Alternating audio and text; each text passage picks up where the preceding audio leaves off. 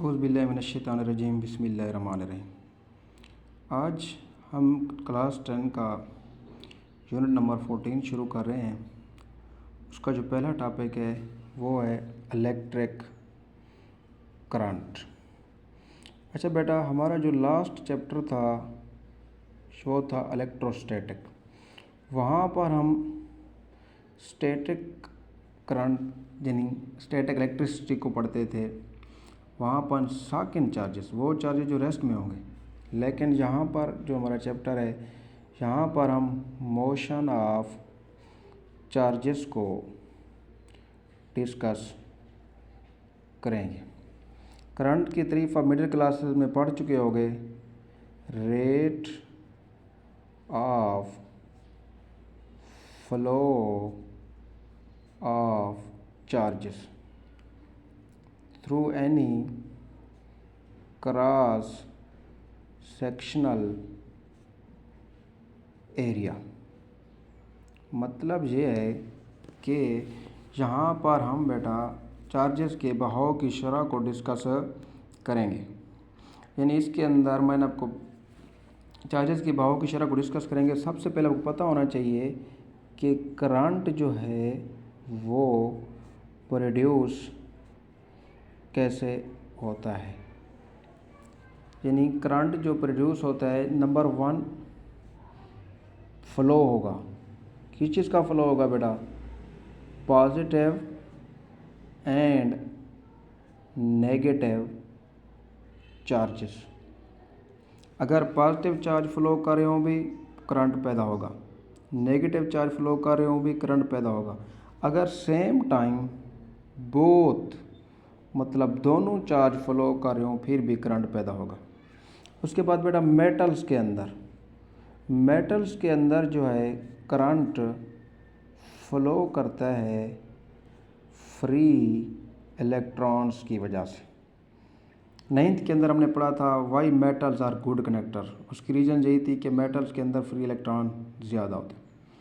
उसके बाद बेटा इलेक्ट्रोलाइट के केस में, किस चीज़ के केस में? इलेक्ट्रोलाइट के केस में कुछ दिन पहले आपने इलेक्ट्रोलाइट कैपेसिटर पढ़ा यूनिट नंबर 13 के अंदर, 13वें चैप्टर के अंदर। यहाँ पर भी क्या होता है?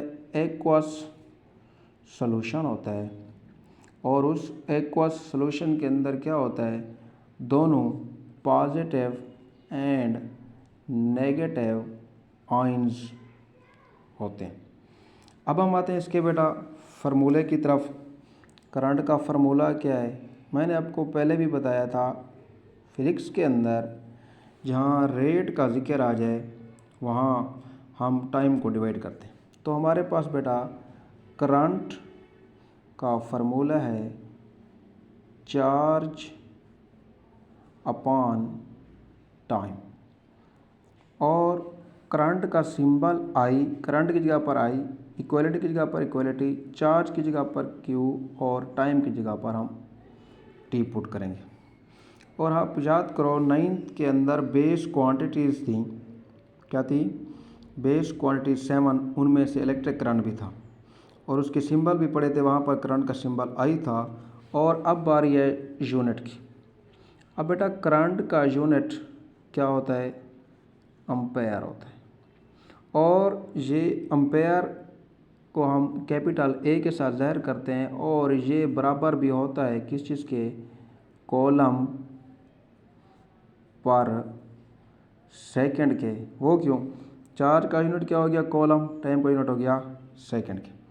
इसी तरह अगर किसी क्रॉस सेक्शनल एरिया में से 1 सेकंड के अंदर, कितने टाइम के अंदर?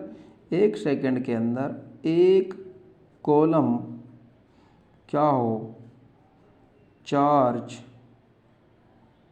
पास हो, गुजरे, तो वो बराबर होगा 1 एम्पेयर के। और इसके छोटे यूनिट मिली एम्पेयर, 10 की पावर -3 एम्पेयर, और माइक्रो एम्पेयर 10 की पावर -6 एम्पेयर। ये था हमारा बेटा इलेक्ट्रिक करंट का टॉपिक।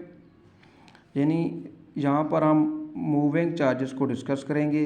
चार्ज कैसे पैदा होता है, बहुत चार्ज अगर फ्लो कर रहे हों पॉजिटिव या नेगेटिव, उसकी वजह से मेटल्स के अंदर फ्री इलेक्ट्रॉन्स या नेगेटिव चार्जेस की वजह से, यानी नेगेटिव चार्जेस की वजह से भी ये पैदा होता है। उसके बाद इलेक्ट्रोलाइट एक्वस सोल्यूशन है, वहाँ पर पॉजिटिव और नेगेटिव आयंस होते हैं। इसका फार्मूला क्या है, चार्ज ओवर टाइम I=Q/T, और करंट का यूनिट एम्पेयर होता है और एम्पेयर बराबर है कूलम पर सेकंड। 1 एम्पेयर क्या है, अगर किसी क्रॉस सेक्शनल एरिया में से 1 सेकंड में क्या हो, 1 सेकंड के अंदर 1 कूलम चार्ज पास हो गुजरे तो वो 1 एम्पेयर के बराबर होता है।